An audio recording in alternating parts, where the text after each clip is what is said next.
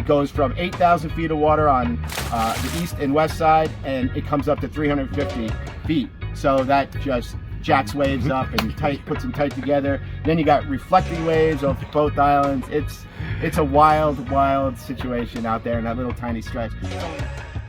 I told you we would get to meet Captain Matt. So, without further ado... Good morning, how you feeling? Bueno. All right, everybody, this is... Matt Ottman from New York. So tell us your story. How the hell did you get here? What happened? I came here the end of January. A friend of mine from California was sailing this boat, a Catalina 42, from Spain back to America. He just happened to be by himself.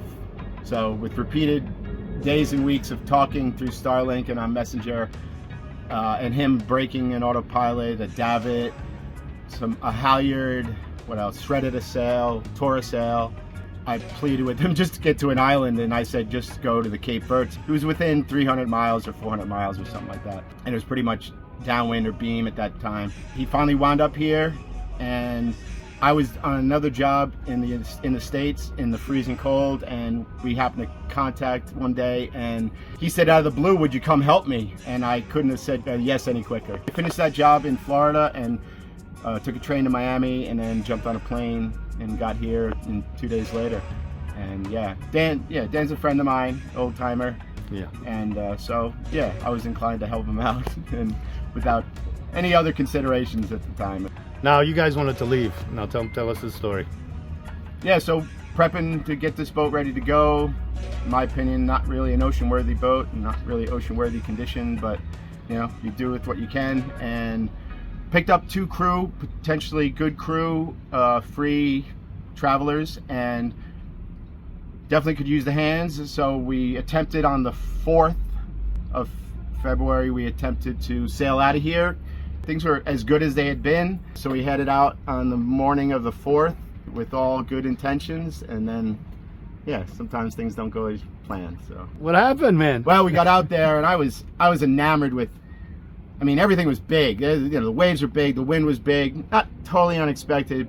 Leaving the island was cool. I had my buddy, the owner, on the wheel, kind of orienting our crew, and I kind of just was spacing out, looking at the conditions, and we were motoring out, and I suggested we put a little head sail out to give us a little stability, and next thing you know, there's a lot of head sail out, and we are way overpowered, and it got a little squirrely. We got a little squirrely.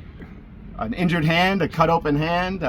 Again, I should have not been on the wheel. I should have been doing all this. The sail got wrapped up in itself. If everybody ever knows, it's one of the most horrific sounds you can hear on a boat, and you're trying to get into the wind, and you have we had a balloon on the top third of the forestay. A balloon that wouldn't allow us to go near the wind, even with motor. Couldn't put a main out. Everything was overpowered. We saw a gust of 48 several times. Nice. Several times. Steady high 30s, low 40s. That wind is bad over there. Yeah, big 6 foot, 5 foot, short waves, really close, just brutal. Nasty. Initial was to get to lee. I wanted to get to the lee of San Antao, and it's no wind. It was going to be dark by the time I got there, so that was a consideration. Not everybody was really down with that plan. Getting back to Mindelo was not an option. We couldn't make back in that direction because of the wind and waves. It was impossible. We would have wound up on the rocks. And so after some tries at different directions, we made to Porto Novo. This was 2 o'clock in the afternoon. By 8:30 that night, we finally got into the lee, into the ferry area, and got the anchor down in darkness. Oh, you made it. In Porto Novo? Then it took about 45 minutes unwrapping the jib to get it on. I had to actually physically take the sheets up and throw them around 4 times. Thankfully, that balloon burst and it shredded, so it lessened the pressure on the forestay, which was definitely a very good thing. The owner didn't think so, but you weren't saving that sail no matter what, so I don't even know the difference. And the chance of the rig coming down went to near 0 after that, so that was a very good thing. We had to go right up against the coast into like 30 feet of water, and then we got out of the current. physically tell I was out of the current, and even though we were into the wind, it was just more manageable. The boat went from doing 2s, 2.5 to doing 4s and 5s, and then yeah, once we got anchored down, we had to unfuck the sail, which was just a wonderful joy. So, but getting it down and getting it wrapped up was like the accomplishment of the day, and there was great rejoicing and relief, and we were able to all get a night's sleep or some sleep, and then first thing in the morning we motor sailed. We did put a main up a little bit back here to Mindelo. And you left? Left Porto Novo? Yeah. The very next day, so that's the 5th. But what time did you leave? Because that's 5 important. a.m. 5 a.m. Oh, Oh, okay. because tell people I've since what it's realized like. Yeah. these katabatic winds that come in the afternoon are not to be trifled with. I don't care what the weather is.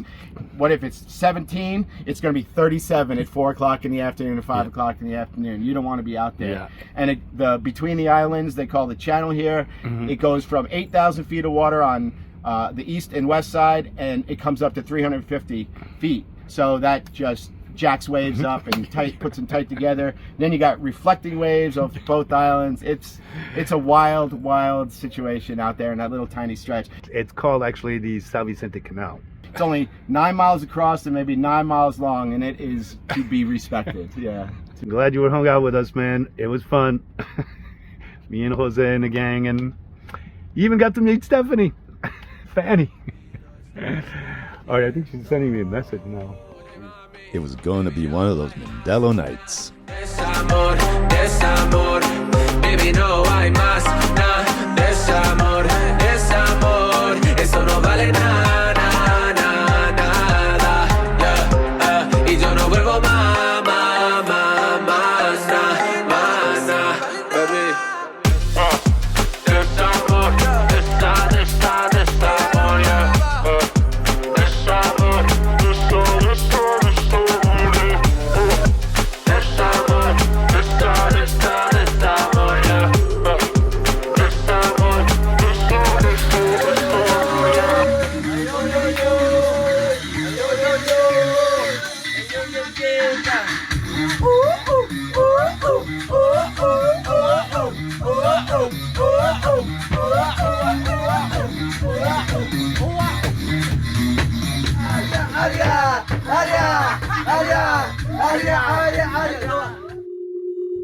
Drama today.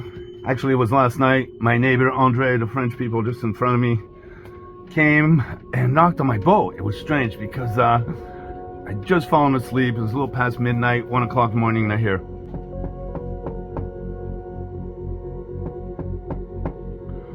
when you hear this, in the middle of the night, it's kind of like, who the hell's banging on my boat, knocking on my boat? And I come out, and it was Andre, and he's like, the boat in front of him, lines have broken or let go, and he's like sideways and hit his boat. Salut André. T'as des grosses boules, toi?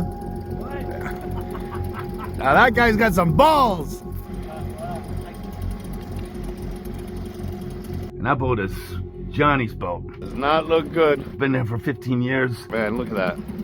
This whole mooring is destroyed. He's not around to take care of the lines, and he's the cheapest bastard I've ever met. Holy shit. And he's gonna slam into us. Ooh, that's not good, man. And he won't spend a dime or pay anybody to do anything.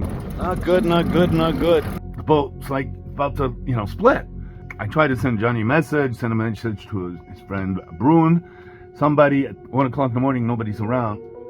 Thank God Cheetah came by this morning and tied it up to a couple other boats, but something has to be done about that, Cheetah takes care of his moorings. He takes good care of his moorings. He's not a fiche de puta like Johnny. We pay for him, and he takes care of them. When we have a problem, he'll come by, and we'll send somebody to fix them. These mofos up there don't pay anybody to take care of them because they're too cheap and hit us on the way like dominoes. And if they float away, they float away. Well, good riddance. We'll see what happens, but I'm not really comfortable just being downstream from these guys. So anyways, that's the drama of the high seas here at the mooring. It's been so windy and wavy, and currents and stuff have been shaking things around here, so best to have a good mooring. like us. Thank you, Cheetah.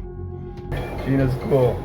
Johnny finally responded to my message and had our friend Koif dive and secure his mooring, as well as another boats he's taken care of. Meanwhile, I just got news that I must renew my Swiss navigation license for Galopin.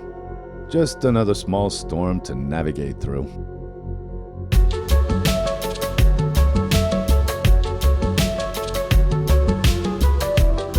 Beautiful sunset. I'm super pleased. Pretty much finished my whole inventory of all the work that's been done on Galopin these past 3 years, so I can get my boating license renewed and my Swiss flag. Man, look at this. It's just amazing tonight. Woo! Lovely, lovely. Wind has died down a little bit. It was really, really blowing. Usually comes down in the evening. Best view in Mindelo.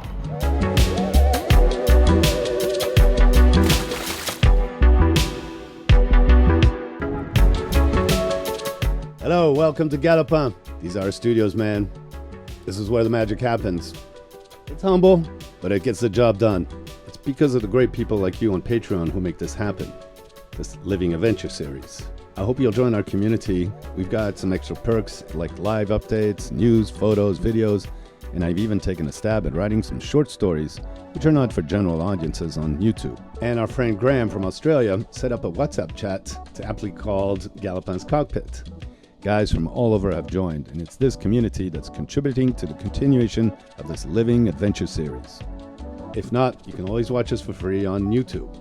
Make sure to give us a like or a dislike, make a comment, make your opinion heard. I'll try to get back to you.